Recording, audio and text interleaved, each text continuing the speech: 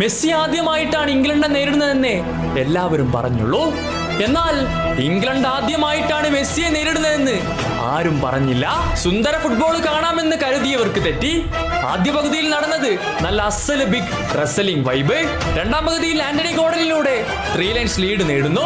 എന്നാൽ പിന്നീട് അങ്ങോട്ട് കണ്ടത് അർജന്റീനയുടെ ബീസ്റ്റ് മോഡായിരുന്നു. എന്നിൽ വിശ്വാസമുറപ്പിക്കൂ, ഞാൻ നിങ്ങളെ നിരാശനാക്കുകയില്ലെന്ന് അയാൾ വെറുതെ പറഞ്ഞതല്ല. 85 മിനിറ്റിൽ എൻസോക്ക് അസിസ്റ്റ് നൽകി. എൻസോ വക ഒരു ലോങ് റേഞ്ചർ തൂമകേതു. ഗോൾ നില 1-1. അതുവരെ അക്രമിക ഫുട്ബോൾ മാത്രം കളിച്ചിരുന്ന ഇംഗ്ലണ്ട് പതിയെ പ്രതിരോധത്തിലേക്ക് ചുവടുമാറി. ഈ അവസരം മുതലെടുത്ത് മിഷിയ വീണ്ടും അസിസ്റ്റുമായി അവതരിച്ചു.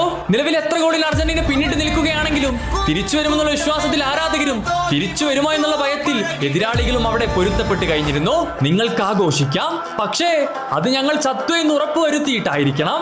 കളിയുടെ അവസാന വിസിൽ മുഴങ്ങിയപ്പോൾ